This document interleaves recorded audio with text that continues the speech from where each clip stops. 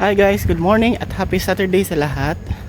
So papunta ko ngayon sa hotel. Actually off ko ngayon, kaya lang gusto ko ma-meet ng landscaping company, kaya kailangan ko silang i-meet dahil meron silang iti-test na machine para sa beach.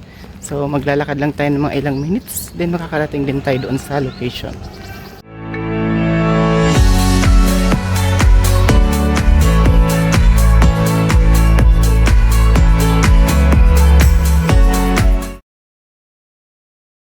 So normally dito talaga ako dumadaan sa area na to kasi ito yung shortcut papunta doon sa property. Hindi mo kailangan mag main road pag dito ka dadaan.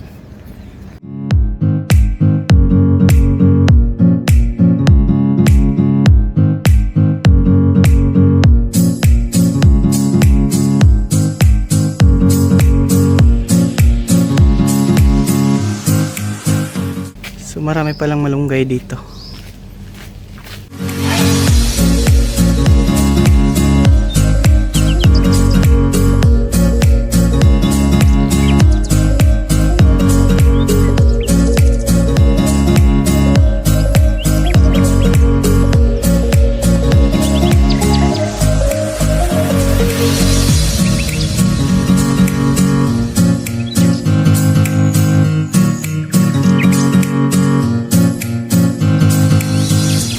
So normally kasi pag Saturday, yun yung pinaka-regular off ko. So Friday, Saturday naka-off ako.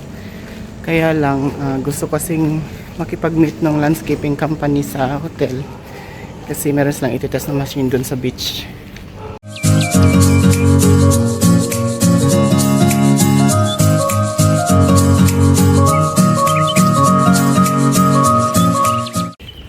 And meron lang kasing time limit pag nag-ooperate ng mga machine doon sa paglilinis ng beach ng hotel dahil from 9 o'clock yung mga guests dumarating na dun sa beach area at gumagamit na ng mga sunbed.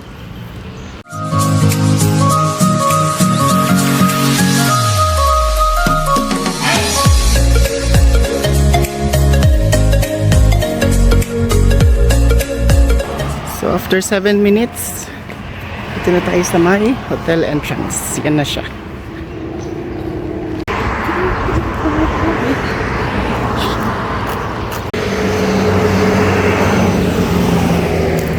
No, the grass, no? Grass is mixed. This grass, this grass, all window is mixed.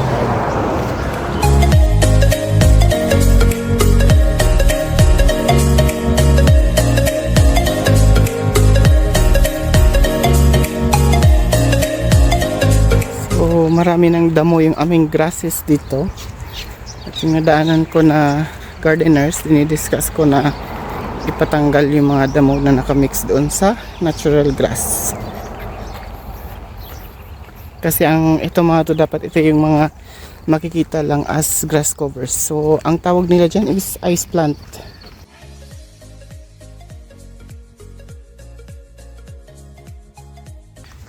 So buti na lang ngayon hindi na ganun kainit, so kahit past 8 na okay pa rin maglakad. So i-confirm ko lang kasi kung nandoon na yung machine para makita ko din. Good morning, sir. I'm okay, how are you? Yeah, where are you now? The machine is there? No, actually I went here to see the machine because Mr. Saad was asking me to come to see. Yeah. No service for me? Why no service for me?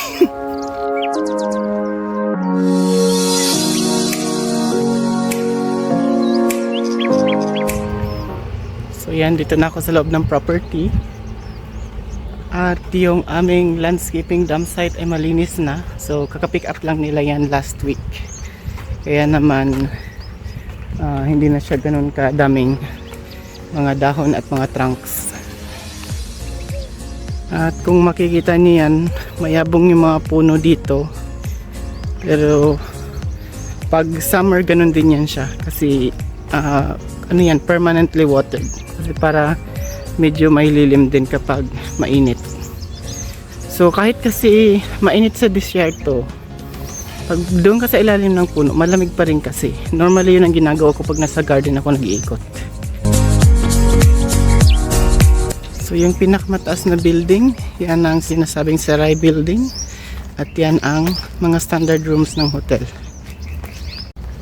So makikita nyo ang staff car park na empty dahil weekend.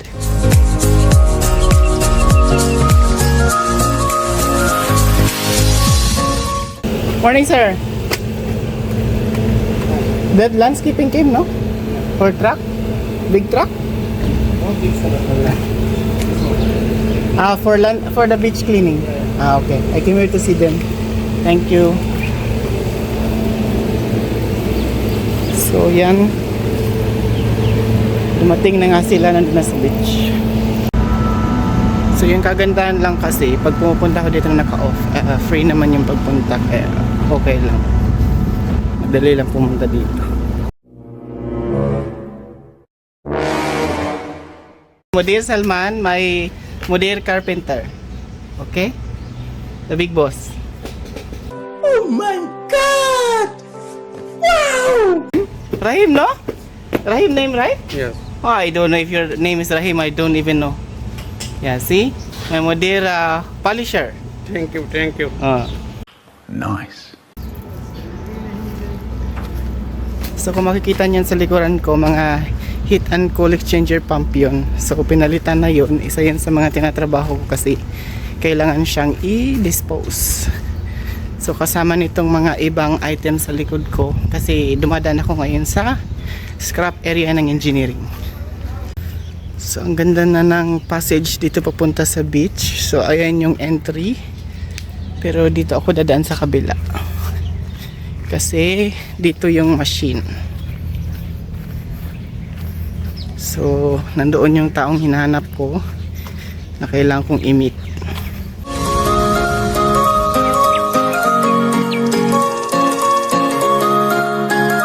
So dito naman tayo sa may Sarai Pool and Sarai Garden.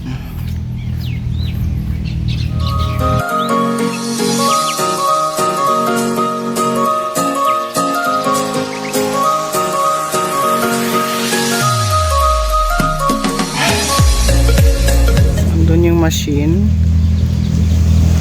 So currently chine-check pa nila kung paano yung paglilinis. She's okay naman.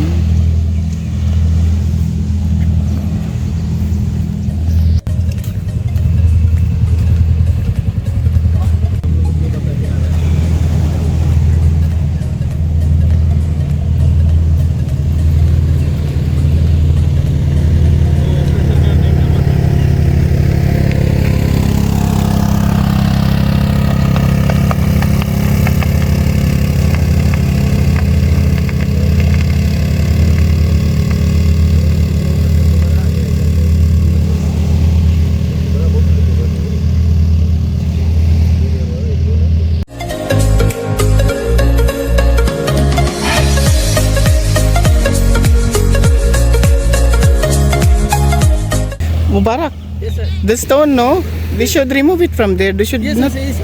Why keeping it here? Remove, sir, here. No, but there. Why putting it there in the No, middle? now remove, no. Ah, okay. Now remove, sir. Just only first big stone take, after then it's all clear. A small, big. But yeah, it's a bit okay. Yes. It's not sir, one time. Good like that one way on the beach. I don't how you call this one? Suggest to do like that. Better from going see coming First like on that. After then come here.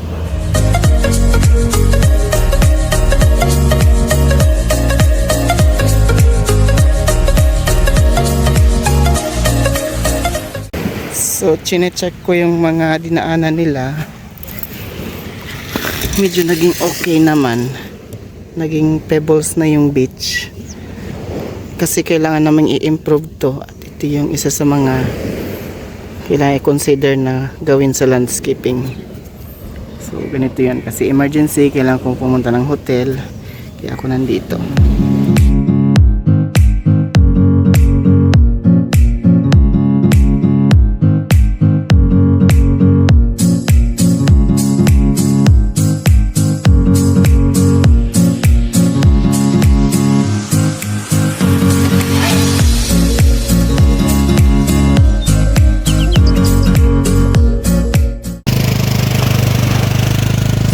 tayo sa mga dog.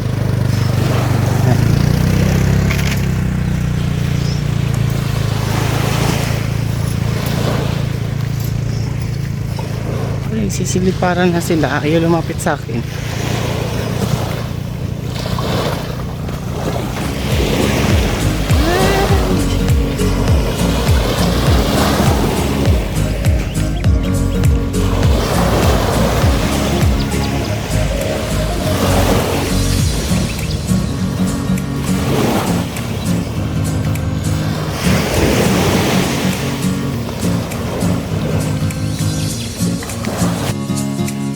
So itong area na to ay the Chili Pool.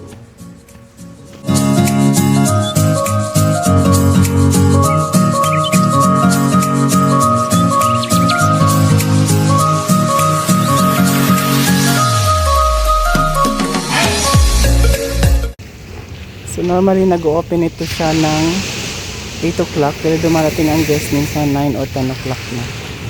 Pero kaya tayo nandito dahil kailangan natin kontrolin yung time ng tractor for beach cleaning kasi para ma-ensure na bago pa man dumating yung guest, tapos na sila.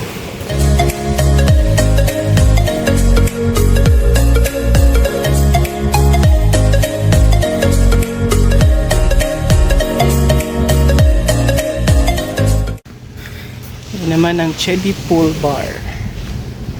Ito yung seat beside the beach.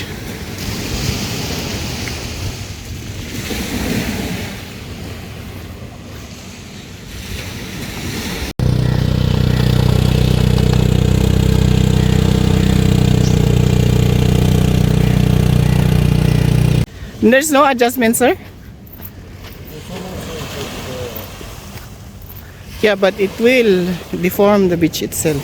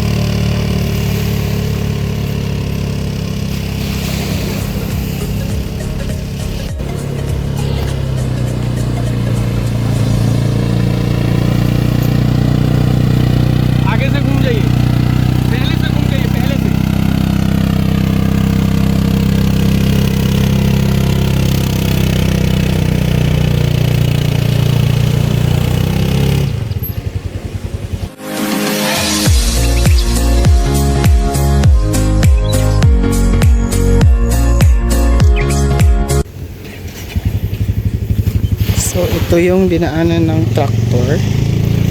Nag-improve naman siya. Kaya lang medyo na-deform nga yung form ng beach. So may nagkaroon siya ng gap. Pero okay naman, naging pebbles yung sand. So kailangan pa nilang maghanap ng more way na para mas efficient yung gagawin nila na way para mas ma-clean yung or ma-clear yung mga stone dito sa beach area.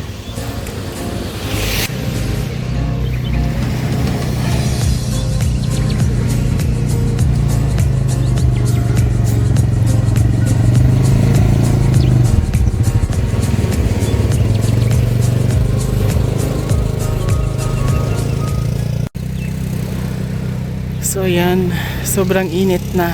Overall okay naman, kaya lang kailangan pa talagang i-improve yung tractor na ginagamit nila for cleaning.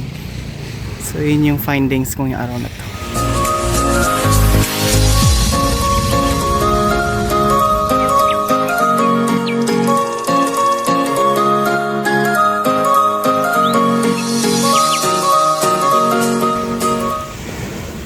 So ayan, tapos na yung beach cleaning.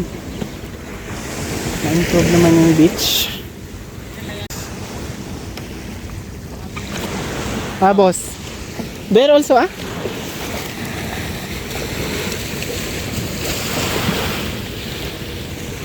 So, ayan na yung beach. Nag-improve na siya from the first nung tractor and sa leveling.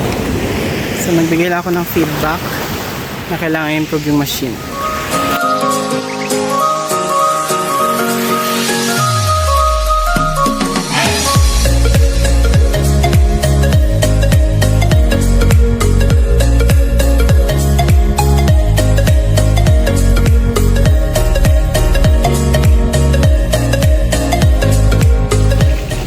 Ako'y pauwi na. Pupunta lang ako ng office, then uwi na rin ako. So, andito ako sa loob ng beach restaurant, nag-visit ng gulo pa bago umuwi. So, dito tayo dadaan kasi sa gudulo ng beach yan. So, pabalik na ako sa office. So, yun yung scrap area.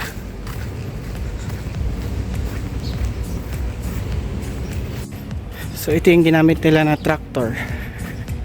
So ganyan siya, para siyang buggy. Bye! You want to be on the video? So pauwi na ako. Yan na. Tanghali na. After ng diskusyon, after ng maraming tao nakikipagtalo dahil dinidefend yung sarili nila. So, hindi maiwasan to sa trabaho. So, kailangan matibay tayong harapin kung sino man yan dyan.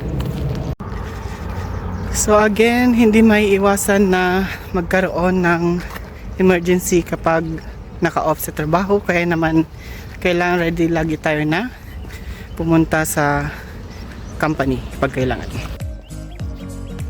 So, nakauwi na ako. Pero dadaan muna ako ng store. Bili muna tayo ng makain bago pumasok ng bahay. Fine sir, how's the morning of the weekend?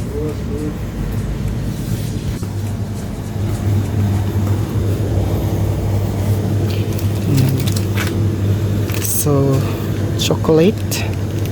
Ito yung bilhin.